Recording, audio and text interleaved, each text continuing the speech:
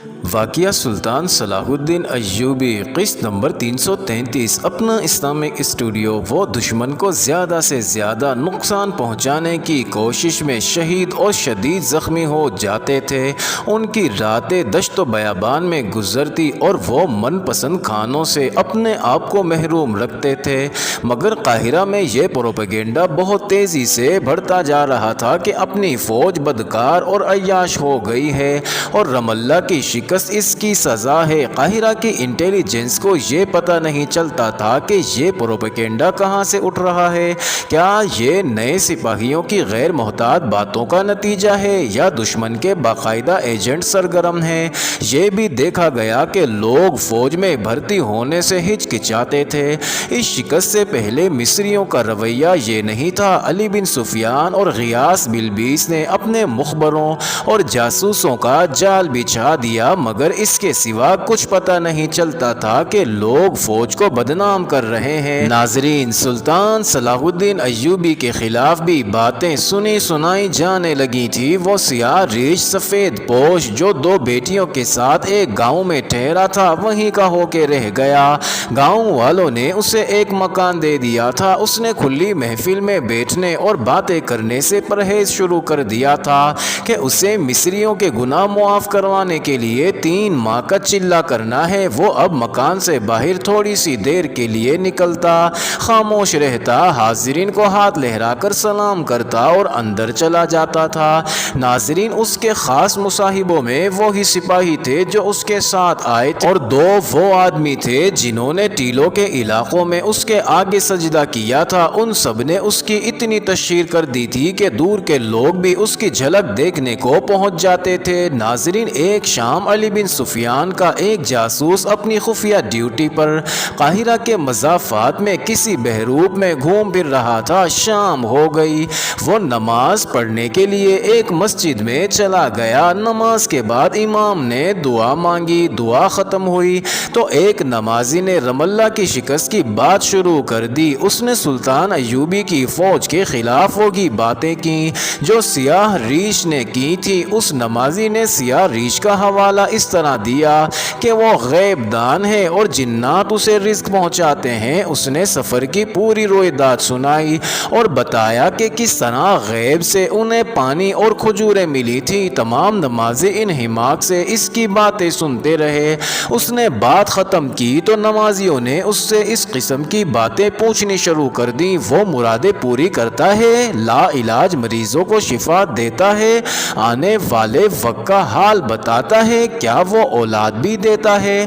ناظرین، سنانے والے نے انہیں بتایا کہ ابھی وہ سب کو یہی ایک بات بتاتا ہے کہ سلطان ایوبی اور اس کی فوج میں فرعونوں والی خصلتیں پیدا ہو گئی تھیں اور شکست کی وجہ یہی ہے، اور وہ یہ بھی بتاتا ہے کہ نہ خود فوج میں بھرتی ہونا نہ کسی کو ہونے دینا، ورنہ نقصان اٹھاؤ گے، کیونکہ گناہوں کی سزا کا ابھی وقت پورا نہیں ہوا، اور یہ بھی کہ وہ 3 ماہ کا چلہ کر رہا ہے۔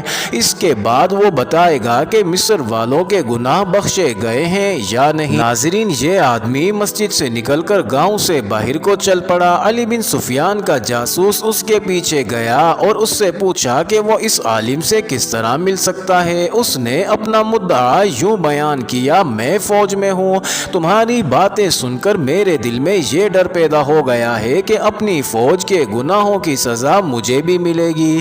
میں بھی دمشق اور حلب کے محاذوں پر گیا تھا، میں نے بھی وہی گناہ کیے ہیں جن کا ذکر تم کر رہے ہو۔ مجھے اس عالم بزرگ کے پاس لے چلو، اگر وہ کہے گا کہ فوج سے بھاگ جاؤ تو بھاگ جاؤں گا، وہ جو خدمت کہے گا کروں گا، میں خدا کے قہر سے ڈرتا ہوں۔ اس نے اتنی منت سماجت کی کہ اس کے آنسو نکل آئے۔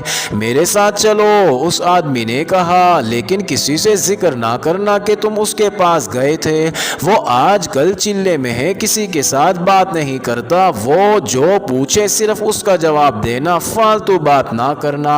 تم اسی گاؤں کے رہنے والے ہو؟ جاسوس نے پوچھا۔ تم نے بتایا تھا کہ تم رام اللہ کے محاذ سے آئے ہوئے سپاہی ہو، اسی لیے تو میں قرآن پر ہاتھ رکھ کر کہہ سکتا ہوں کہ یہ بزرگ خدا کے مصاحبوں میں سے ہے۔ سپاہی نے کہا، میں نے میدان جنگ کا قہر دیکھا ہے اور میں نے سفر کا قہر بھی دیکھا ہے، لیکن اس बुजुर्ग ने रेगजार को गुलजार बना दिया था। मैं अब फौज में वापस नहीं जा रहा। नाजरीन, गांव दूर नहीं था, वो बातें करते पहुंच गए। रात गहरी हो चुकी थी। सिपाही ने जासूस को अंधेरे में खड़ा रहने को कहा और इस मकान में चला गया जहां सियाह रीछ सफेद पोश रहता था।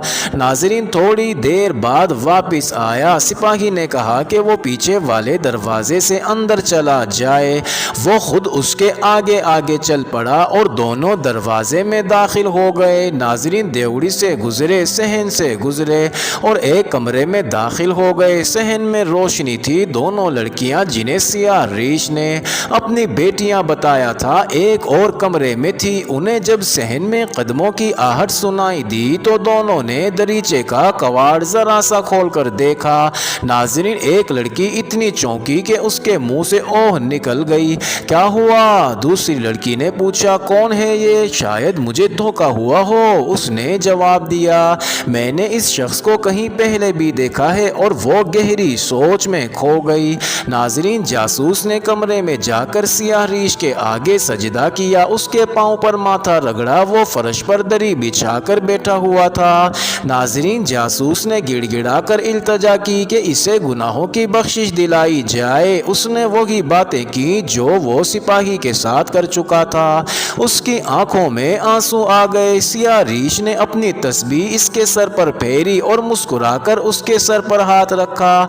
इससे मेरी तस्कीन नहीं होगी, जासूस ने आंसू बहाते हुए कहा। अपनी जुबान से मुझे तस्कीन दें, मुझे कोई हुक्म दें जो मैं बजा लाऊं। मुझे हुक्म दें कि मेरा जो एक बच्चा है इसे आपके कदमों में ज़िबा कर दूं।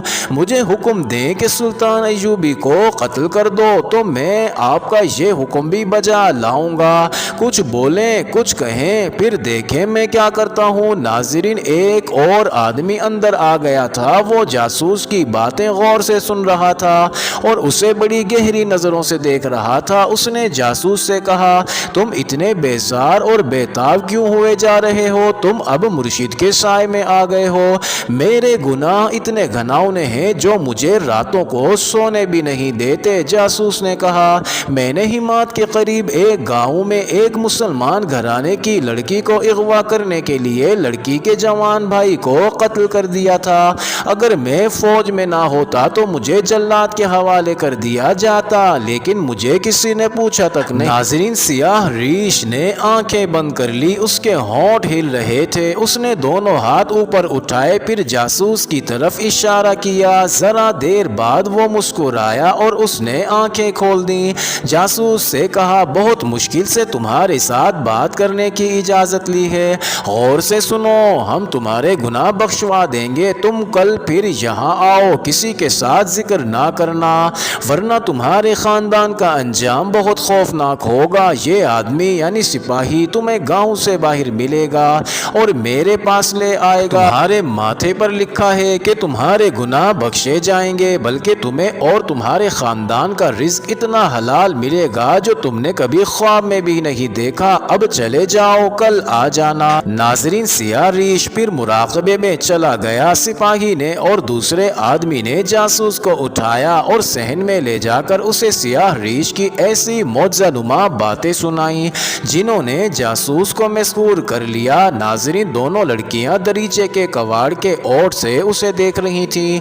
जो लड़की उसे पहली बार देखकर चौंकी थी उसने दूसरी लड़की से कहा, इसे मैंने पहले भी कहीं देखा है। ये धोखा नहीं, वही है, ये वही मालूम होता है जो हमें पहले भी पकड़ चुके हैं। नाजरीन, ये जासूस अपने महकमे के हाकिम आला अली बिन सुफियान को बता रहा था। वही मुराकबा, चिल्ला, जिन्नात और लोगों के जज्बात को कब्जे में लेकर उन पर अपना जादू चलाना। अपनी फौज का जो सिपाही मुझे उसके पास ले गया था वो सिर्फ फौज के खिलाफ बातें करता था। वो इस किस्म की बातें मस्जिद में नमाजियों के साथ कर रहा था। उसने मेरे साथ जो बातें की उनसे पता चलता था कि उसके और भी कई साथी हैं और वो मस्जिदों में जाकर नमाजियों को फौज के खिलाफ उकसाते हैं, महाज की छोटी छोटी बातें सुनाते हैं और जोर इस पर देते हैं कि फौज में भर्ती होना गुनाह है। इन्हें ऐसी बातें मस्जिदों में ही करनी चाहिए। अली बिन सुफियान ने कहा, मस्जिद में कही हुई बात को लोग वही का दर्जा देते हैं। लोग जज्बात के गुलाम हैं। ہیں، اسی کو مرشد مان لیتے ہیں جو ان کے جذبات کو پہلے بھڑکائے پھر الفاظ میں ان کی تسکین کر دے۔